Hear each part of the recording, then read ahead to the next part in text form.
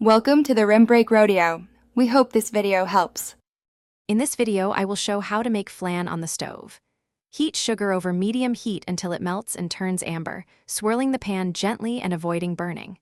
Meanwhile, whisk eggs, sweetened condensed milk, whole milk, and a pinch of salt until smooth and combined. Pour hot caramel into molds, then strain custard into molds, cover with foil, and simmer in a water bath until set perfectly. Use a heavy saucepan and a tight-fitting lid to maintain steady heat and even cooking while simmering the flan in its water bath.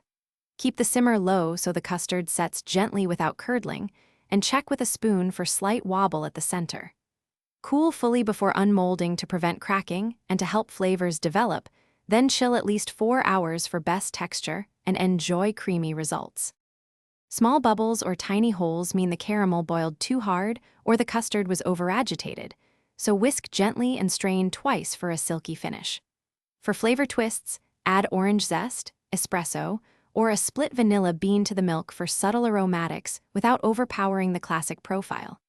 If the center is still jiggly after long cooking, cover and steam a few extra minutes on very low heat until set. Thanks for watching. Consider subscribing if we helped you.